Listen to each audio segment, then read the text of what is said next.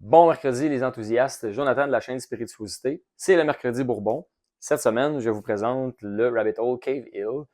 Je vous le présente parce que il est présentement partout dans les SAQ. Il est super disponible et le prix est super intéressant, 76 Moi, ça fait quand même un petit bout que je me suis procuré et comme vous pouvez voir, il est pas méchant parce qu'il a descendu pas mal. Donc, le Cave Hill est un bourbon fait avec 4 grains et il appelle ça triple malt. C'est quand même des termes, on va se le dire, là, c'est quand même marketing. Par contre, au niveau des 4 grains, bon, il utilise évidemment du maïs, ça, c'est pas le choix. Pour faire un bourbon, ça prend une majorité de maïs. De l'orge maltée. Il utilise du blé maltais aussi, au lieu d'utiliser du seigle.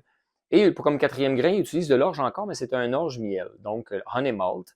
C'est un grain de spécialité, souvent utilisé dans la bière en petite quantité pour venir donner vraiment le petit goût de miel et donner un bon corps, donner un bon mouthfeel à la bière, donner une bonne richesse très ample.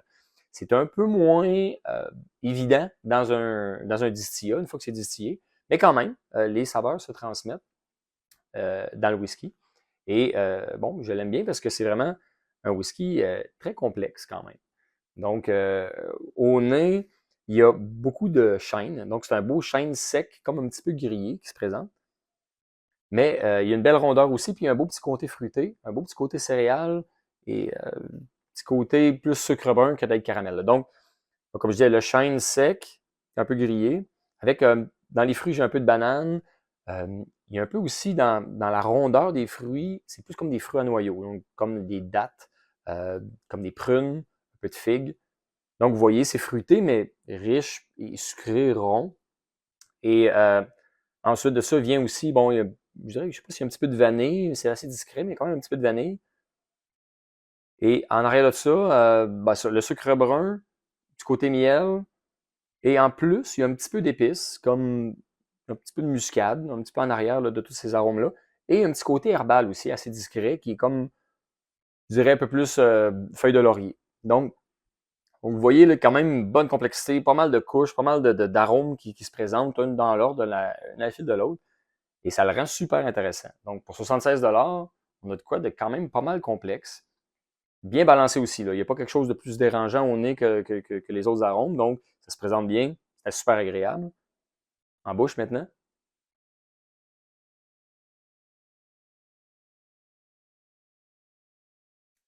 En bouche, il est un peu moins bien balancé. Quand même très bon, mais le chêne est assez explosif. Ou je dirais plutôt en premier plan. Donc, on a un gros chêne qui se présente, assez vif, avec une petite amertume. L'amertume, on l'avait pas au nez. Là, en bouche, le chêne est vif. Là. Après ça, ben, il y a la cannelle qu'on n'avait pas au nez. Donc, un petit côté cannelle. C'est le 47,5% d'alcool. Donc, pour moi, vu qu'on commence à monter un peu plus haut en alcool, bon, là, ça se présente comme de la cannelle. Et petit côté épice aussi qui est là quand même en bouche, un peu plus fort que ce qu'on avait au nez. Au nez, c'était vraiment dans le quatrième plan, là, mais là, en bouche, il y a un peu plus d'épices qui se prononcent. Je dirais épices et herbes aussi.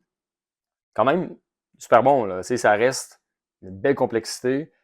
Tous ceux à qui je les ai fait goûter, ils ont tous adoré le Cave Hill. Donc, c'est pour ça que je pense que ça valait la peine que je vous le présente, parce que si vous voulez explorer un peu dans les Bourbons, sans hypothéquer son portefeuille, ben, ça reste un excellent choix. Si vous l'avez déjà goûté, laissez-moi savoir si vous n'avez pas. Sinon, ben, il y en a quand même présentement un peu partout dans les SAQ. Donc, moi, vraiment que vous voulez essayer ce bonbon-là, ben moi, je le recommande parce que c'est pas trop cher, puis il livre une super belle expérience, comme tous les autres produits de Rabbit Hole. C'est une super belle distillerie, ils font d'excellents produits. Jusqu'à date, j'ai jamais été déçu. Donc, c'est un whisky que je vous recommande. Santé!